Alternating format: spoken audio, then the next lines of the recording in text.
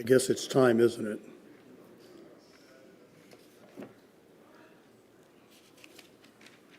We were sitting in the airport in, I think, Reykjavik, and my wife said, "Are you ready to be home?" I said, "I'm ready to go home, but I'm not sure I'm ready to go back to work." But I guess here we are. Acts 21.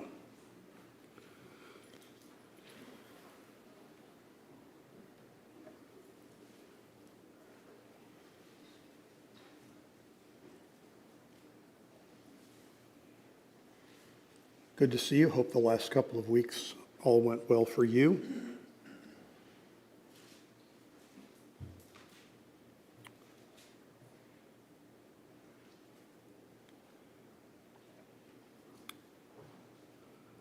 Let's go ahead and pray.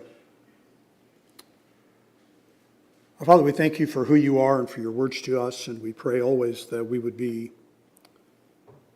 wise in using and understanding the word, that we would not abuse it and therefore abuse you.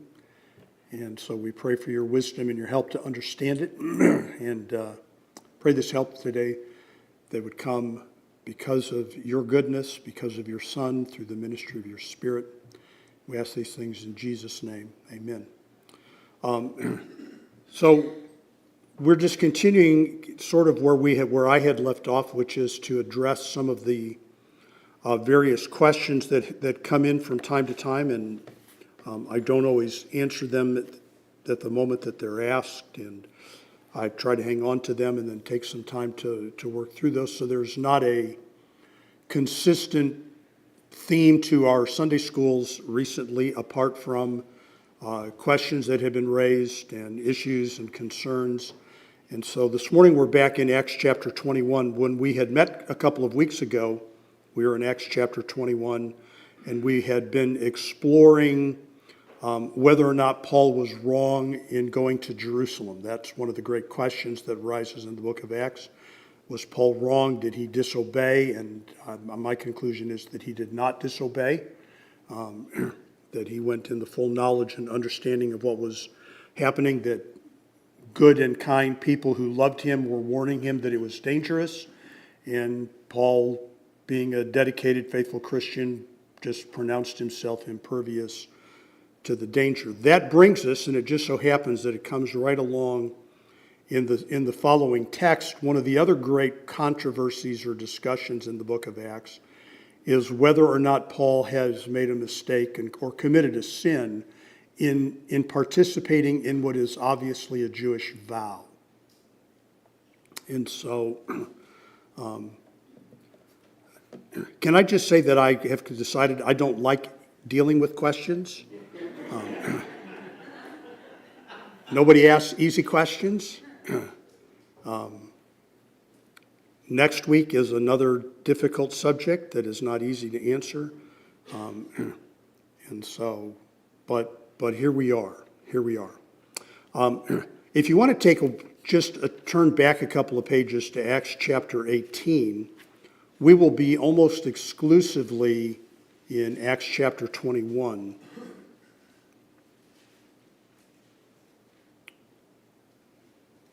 But in Acts chapter 18 and verse number 18, we have this comment that is given to us without comment.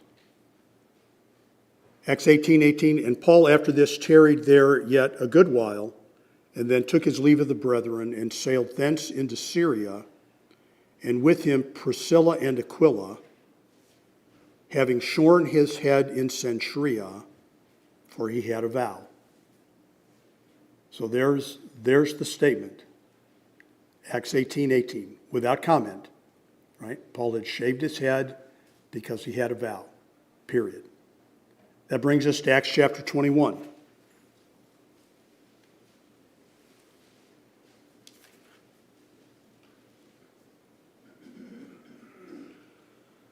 All right, verse number 17, we're just going to kind of walk through this, okay?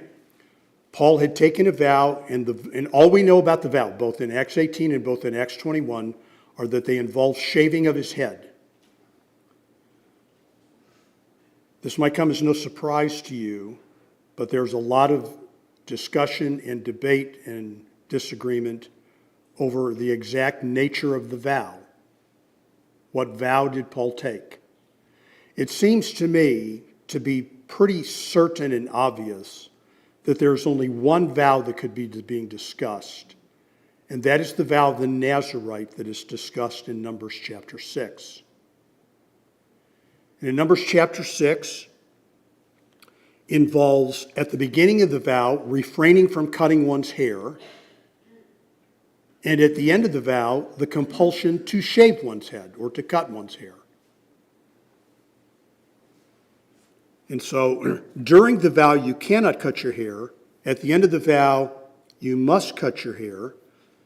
Off on a bit of a tangent, it is this vow of Nazirites that is often confused, if you'd like the technical word, conflated with Jesus the Nazarene, and is one of the reasons that so many European paintings have Jesus with long hair, because they make him a Nazarite, and he was not a Nazarite. He was from Nazareth. He was a Nazarene. And so two completely, totally different things. I will mention this at the end because I do think that it has some bearing on the way we view this, that the Nazirite vow in Numbers chapter 6 is a vow of consecration. Right? It is the kind of personal vow that you would take, and as an expression of commitment and dedication to the Lord. And again, I think this matters because we're not having a conversation about Paul's participation in some kind of a substitutionary offering. Paul offered a burnt offering, or Paul brought a meat offering, right? We're not dealing with that level of vow. And again, I think that has something to do with it. Let's just begin in verse number 17, and we're just going to walk through the passage very slowly. It will not give us every answer, but it will keep us from making some mistakes and reading things into the passage that are not there. Okay?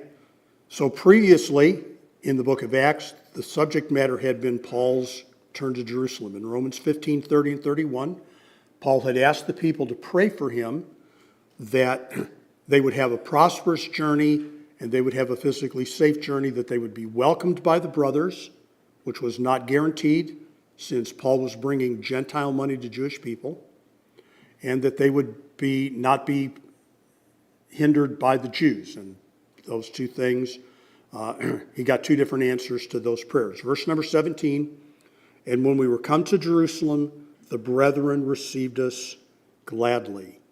And we want to understand that when we read Jerusalem, right, we are talking about the hotbed of Orthodox, conservative, rabid Judaism. There's no place on planet Earth that is more violently Jewish in Paul's day than Jerusalem is.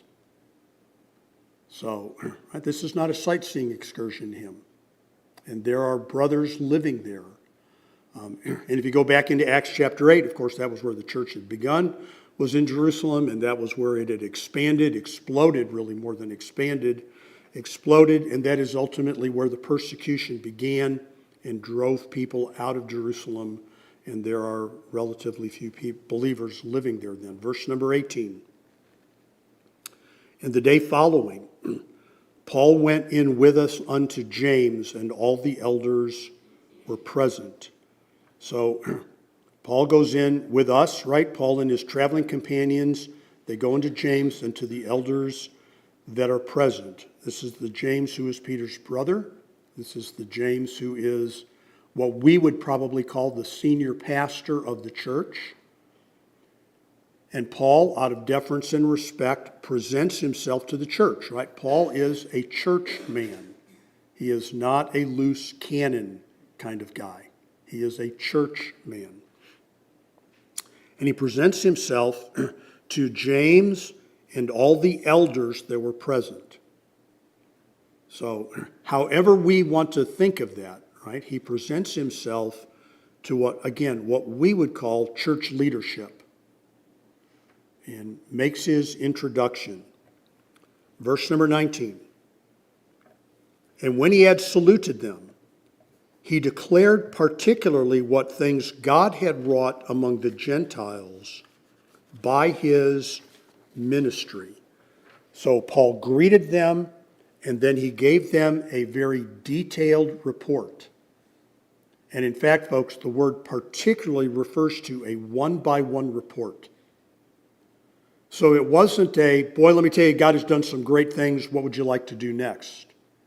It was, let me tell you every place we visited, everything that happened, every church that was established. We're going to tell you all that God has done among the Gentiles. And of course, you notice that his primary focus is what God had done and what God had done through him. So he's not taking any kind of credit for himself. Verse number 20. And when they, right, who's the they? James and all the elders. Right, so you have a ethnically Jewish congregation who is engaged in ethnically Jewish evangelism. The people that are getting saved in Jerusalem, and there are people getting saved, are people who are ethnically Jews. So that, right, it shouldn't be extreme, but here's a guy who on Saturday went to the temple and offered an animal sacrifice to Jehovah, got saved Saturday night, and got up Sunday morning and went to a church service to worship Jehovah, and repudiated animal sacrifices as a means of acceptance. Those are the people. Here comes Paul and his fellow travelers, and they're talking to the church about the Gentiles, what God is doing among the Gentiles. Verse number 20. And when they heard it, when these Jewish men and all of their Jewish orientation heard what God was doing when they heard it, they glorified the Lord. They glorified the Lord. They were glad for these Gentile converts. And of course, James is the man, we would presume he is the same James who had led the assembly in Acts chapter 15 when they had that controversy. Jews, right? And I'm trying to appeal to make a point to our understanding, not to make a point-by-point parallel, right?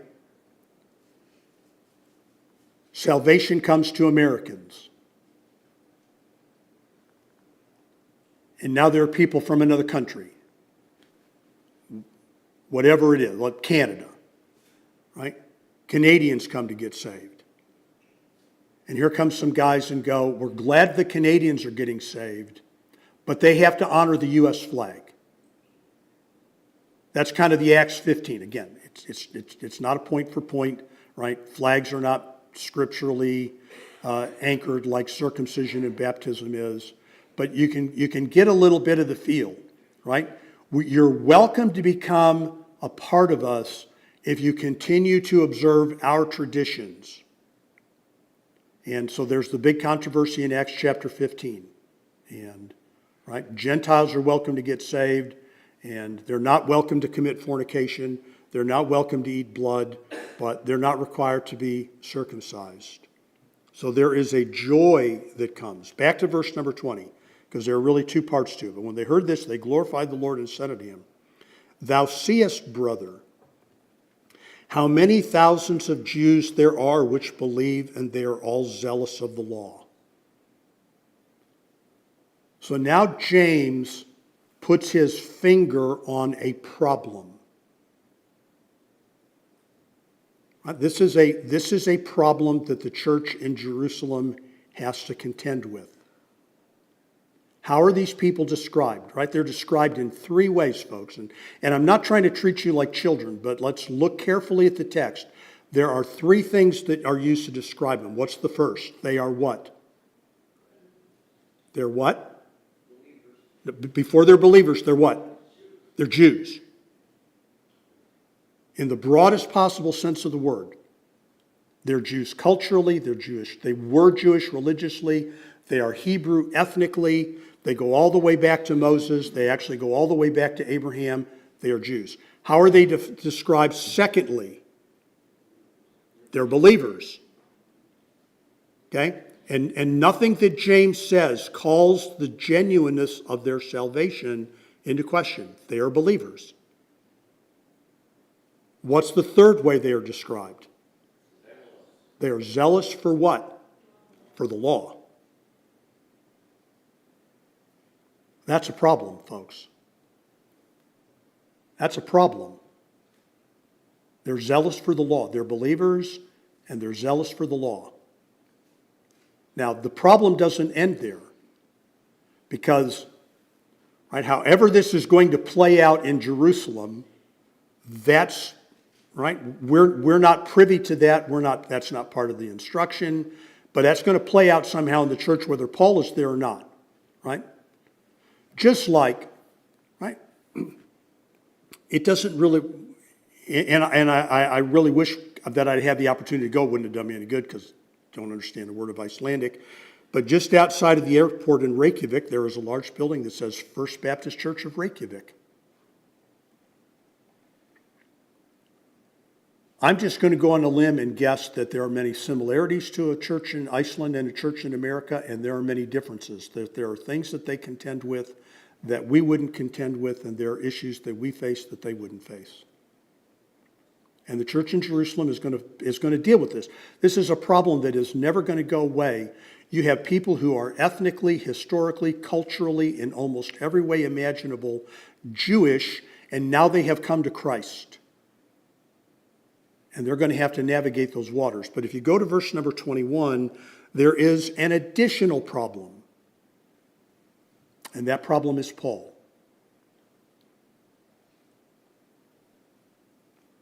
When they heard it, verse 20, they glorified the Lord, said unto them, Thou seest, brother, how many thousands of Jews there are which believe, and they are all zealous of the law, and they are informed of thee. And that word informed is actually the word catechized, systematic, formal, religious instruction. So these guys have had it beat into their heads, and I don't mean that as any insult of catechism. There are good Baptist catechisms for you and your family. But the point of a catechism, folks, is its repetitive nature, that it becomes a part of your ability, right? If you went through a liturgical system, you had to be able to be very familiar with the catechism so that when the question was posed, you knew the right answer. They have been catechized. Here are these Jewish believers, according to James, many thousands of them, who have been catechized along these lines, verse number 21, that thou teachest all the Jews which are among the Gentiles to forsake Moses, saying that they ought not to circumcise their children, neither to walk after the customs. So here are all these Jewish people have come to Christ, and Paul's in town, and here's what they know about Paul. Here's what they have been taught about Paul. You teach everybody to forsake Moses.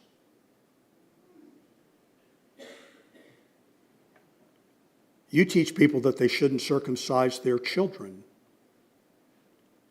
You teach people that they should forsake the customs. And by customs, it is a reference to the things that Jews do, I think both in accordance with the Old Testament and in accordance with their habits and their culture. For instance, in Luke 2:42, at the age of 12, Jesus went to the feast after the custom of the feast.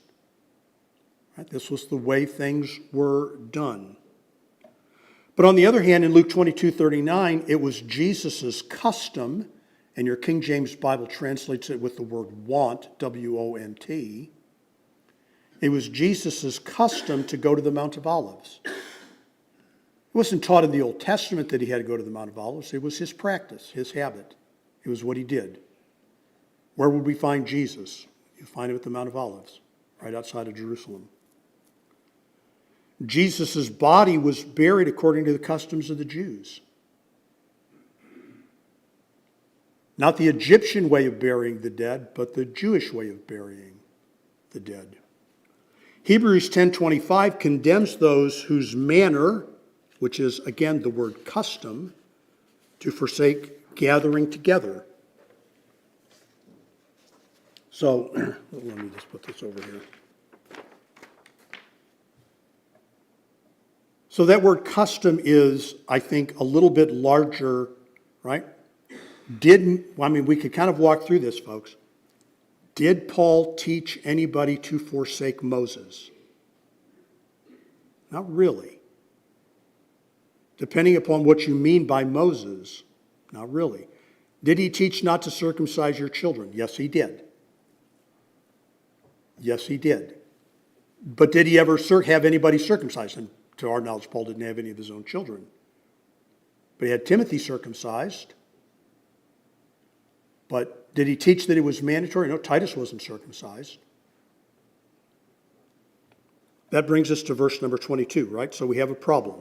We have all of these Jewish believers who are very zealous for the law.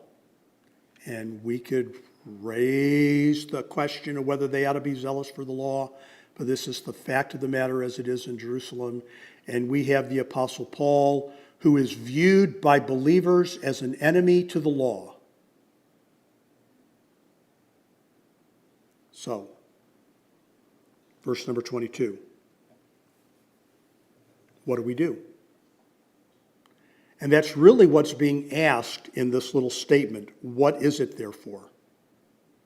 What do we do? This is a real problem. This is a real problem. This is something that isn't going to go away.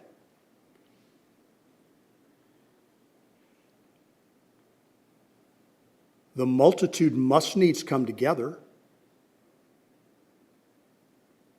Right? So the option of let's not let them gather is not really an option. And they will gather because they've heard that you're here. They've heard that the guy who hates the law is here. And they don't hate the law.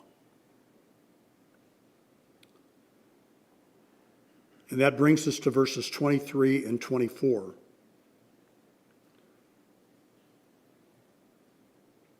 Do therefore this, verse number 23, that we say to thee, we have 4 men which have a vow on them take, purify thyself with them, be at charges with them, that they may shave their heads, and all may know that those things whereof they were informed concerning thee are nothing, but that thou thyself also walkest orderly and keepest the law.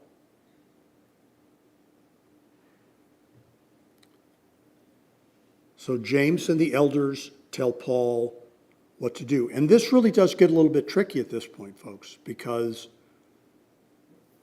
the instructions in verse number 23 are not advice-driven. The Greek is very clear that they're not making a suggestion to Paul. They're telling Paul what he needs to do.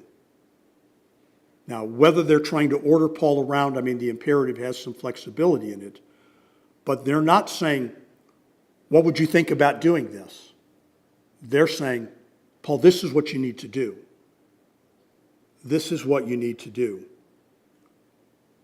We have 4 men under a vow. Out of thousands. That's what James said. There are thousands of Jews who are zealous for the law. We got 4. We got 4 men who are under a vow. Go with them, purify yourself, right? There's no circumventing this. This is a ritualistic purification. Purify yourself, pay their expenses, right? Participate fully in this vow with them, and so that you may prove, they all may know these things, whereof they were informed concerning thee, are nothing, that they may prove, that you may prove that these are nothing but false allegations and lies.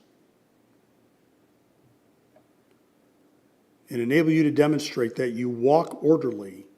A beautiful, beautiful picture, that you are able to march in line with everybody else who is marching. That you can walk orderly. And that you protect the law.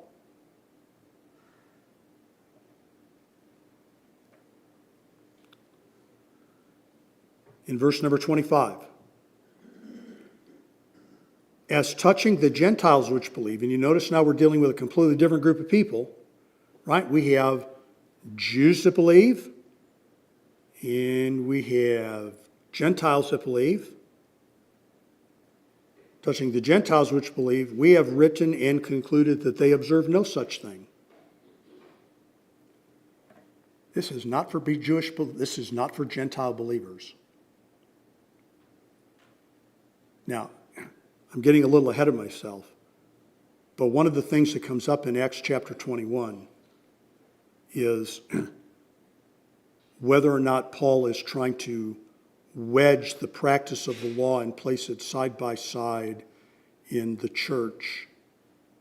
And folks, to whatever extent that may or may not be happening, it would have no bearing on a place like Westwood Heights Baptist Church, because we are all Gentiles.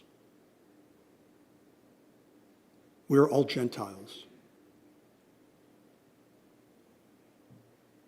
No part of the Nazirite vow ever has been for you or ever will be for you, no matter what our relationship with the law might be, because we are Gentiles and we are not Jews and we are not covenant people.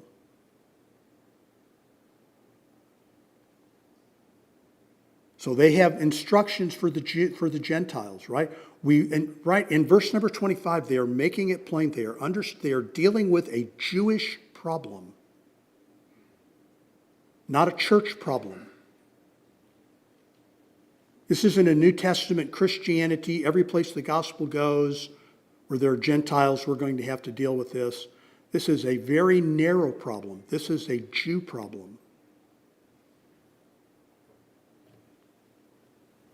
Verse 25, touching Gentiles which believe, we have written and concluded that they observe no such thing. Now we're back to Acts 15. Save only that they keep themselves from things offered to idols, and from blood, and from strangled, and from fornication.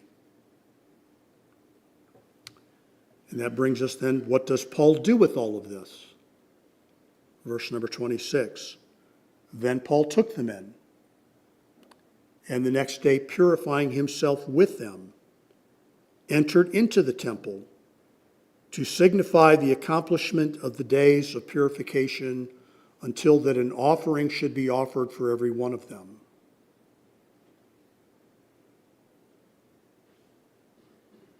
Well.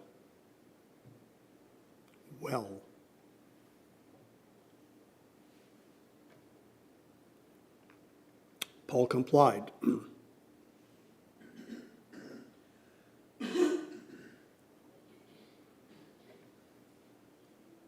Verse number 27.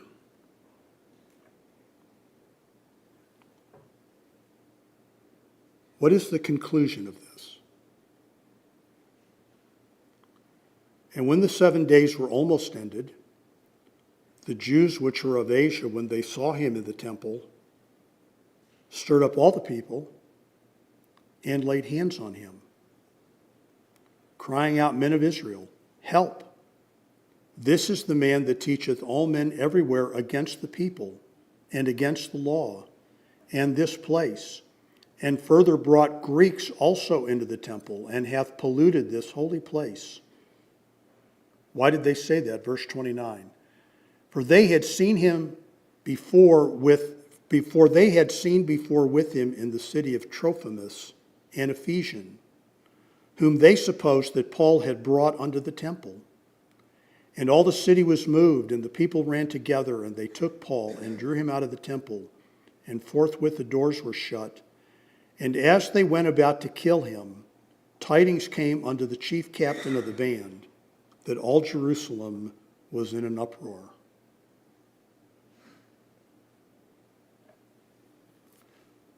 From a practical matter, whether or not Paul was right or wrong kind of fades into the reality that whatever Paul's intention was, it did not accomplish its purpose, did it?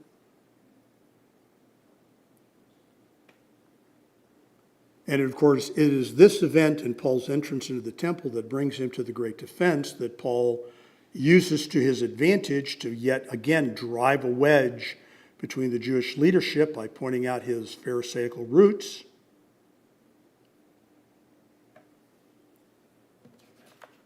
Which kind of really raises another question. If Paul is totally removed and isolated from the law, should he talk about the times that he was a devoted adherent of the law?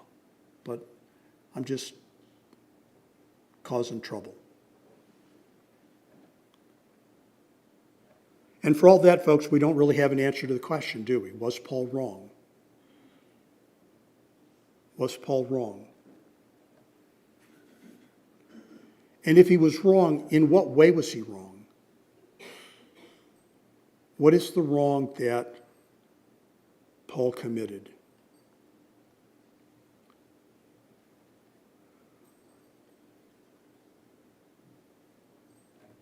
Part of my understanding would be that nothing that Paul did in this had any connection in his mind to the content or the reception of the gospel.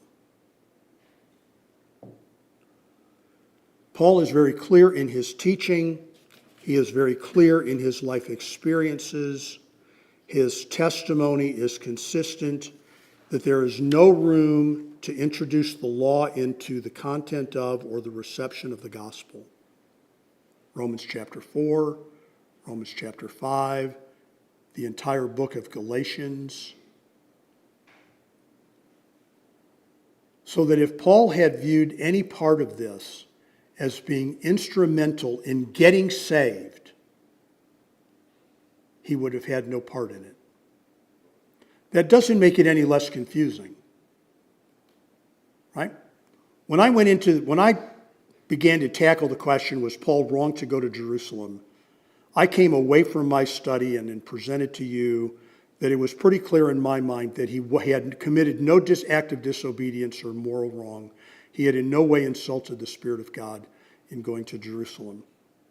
I do not have that same kind of clarity about this. I don't know exactly what to make of this or how to read this. Paul's agenda was set by the elders of the church.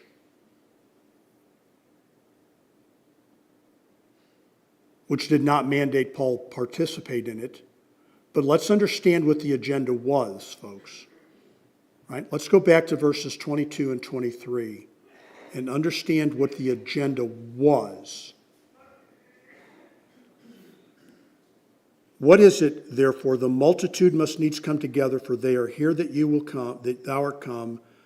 Do therefore this, that we say to thee, we have 4 men which have a vow on them. Take, purify thyself with them, be at charges with them, that they may shave their heads, and all may know that those things whereof they were informed concerning thee are nothing, but that thou thyself also walkest orderly and keepest the law. Oftentimes, when we talk about Paul's offering of a vow, we go to 1 Corinthians chapter 9. Let's do that. Let's take a moment and go to 1 Corinthians chapter 9 and verse number 19.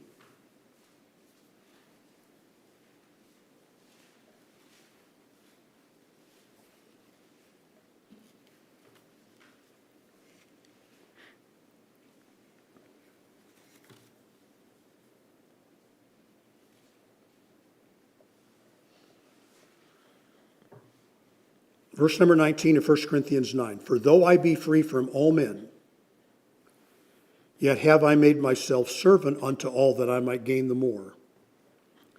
And unto the Jews I became as a Jew, that I might gain the Jews. To them that are under the law as under the law, that I might gain them that are under the law. To them that are without the law as without the law, being not without a law to God, but under the law to Christ, that I might gain them that are without the law. To the weak became I as weak, that I might gain the weak. I am made all things to all men, that I might by all means save some. And this I do for the gospel's sake, that I might be partaker thereof with you. I think if 1 Corinthians 9 applies, and I think it does, that it applies primarily with reference to Paul's interactions with the weak. Paul is not becoming a Jew to win the Jews because these Jews had already been won. And again, folks, we want to remember, right, to whatever extent it helps us to sort through this, that Paul has been called upon to act in a certain way towards Jewish brothers, not towards unbelieving Jews. Right? James didn't say, there are thousands of unbelieving Jews, and you need to prove to them that you still value the law. I think it is safe to say that Paul would have looked at that completely differently.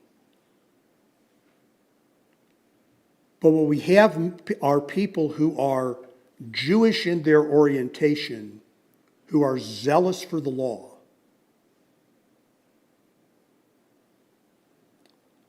I don't want to say that's a problem. We'll come to that in just a minute.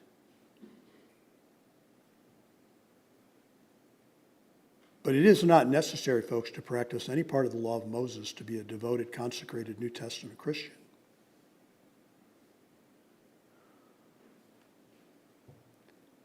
I don't know if I want to answer your question. Yes, go ahead. I'm just teasing you. It's good to see you, by the way.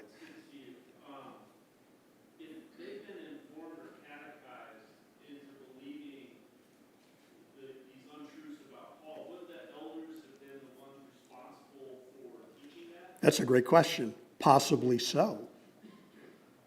Possibly so. And you know, one alternative would be for James to say, let's get everybody together and you can tell them it's not true. They didn't do that. So yeah, that's an interesting question. I hadn't thought of that. Who's catechizing these guys? That Paul didn't do that. Again, one of my great takeaways from Acts chapter 21, folks, is that Christianity is complex and complicated. Church relationships are, and the things that people do are complicated and complex, and they very often defy very simplistic solutions. We love simplistic solutions, right? We love to reduce complex people to one statement. He does it because, right? Or he said it because. That is just not factually true about us. So again, however we are interpreting Paul's conduct, right, it is aimed towards believing Jews, not unbelieving Jews. That doesn't make it more right or more wrong, but we just want to understand what's happening here. I'm just kind of winging it, so I don't have anything off the top of my head. But, you know, if I was trying to make a point to you about something, and then that point was lost on the neighbors across the street, that becomes a part of the story, but I wasn't trying to make a point to the neighbors across the street. I was trying to make a point to you. And that's what Paul is endeavoring to do here.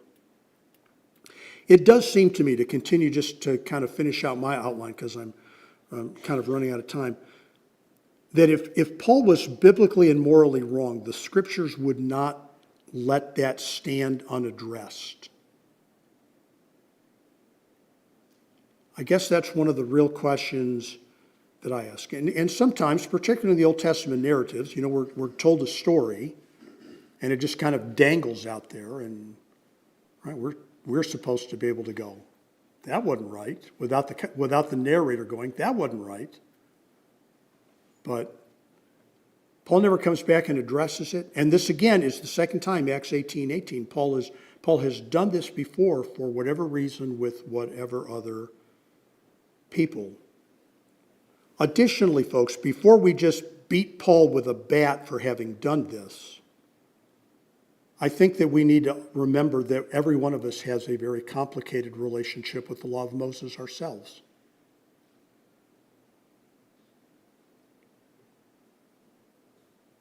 The law is a reflection of the righteous nature of God.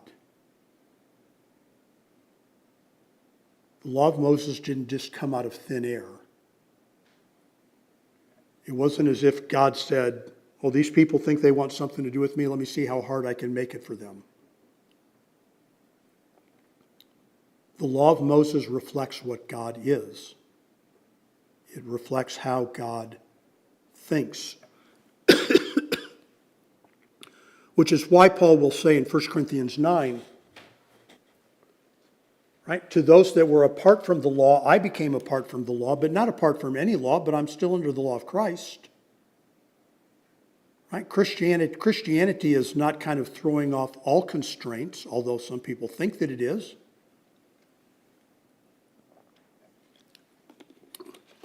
And I'm not talking even about Americans.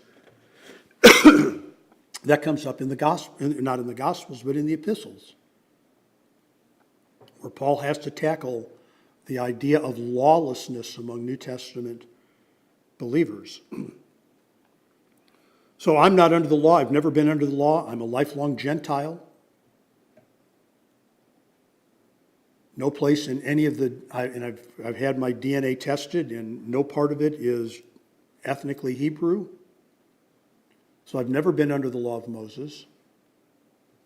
And yet I'm supposed to act like God, and a good place to find out what God acts like is to go to the law of Moses. Hebrews 10:1 says the law was a shadow of good things to come. In Romans 3:31, Paul asked the question, do we then make void the law through faith? God forbid, yea, we establish the law. How does our faith validate the law of Moses? Part of the answer to that, folks, is that we realize the high demand of the law of Moses and that we cannot make it. In Romans 7:12 through 14, Paul explains that the law is beautiful, that it is holy, and that it is spiritual. And in 1 Timothy 1:8, he explains that it is good if it is used in a lawful purpose.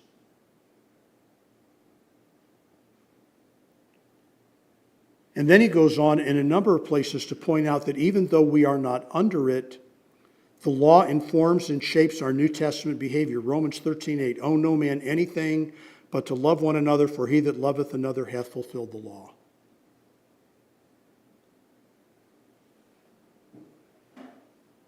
First Corinthians 9:8, say I these things as a man, or saith not the law of the same also? For it is written in the law of Moses, thou shalt not muzzle the mouth of the ox that treadeth out the corn. Doth God take care for oxen? 1 Corinthians 14:21, with reference to spiritual gifts. In the law it is written, with men of other tongues and other lips will I speak unto this people. And yet for all that will they not hear me, saith the Lord. 1 Corinthians 14:34, with reference to women preachers. Let your women keep silence in the church, for it is not permitted unto them to speak, but they are commanded to be under obedience, as also saith the law. Galatians 6:2, bear ye one another's burdens, and so fulfill the law of Christ. So we are Gentile people who have never been under the law, never will be brought under the law, yet we're familiar with the law. We can act in such a way as to fulfill the law, to violate the law, and the law becomes a great example for us. It's a very complex relationship.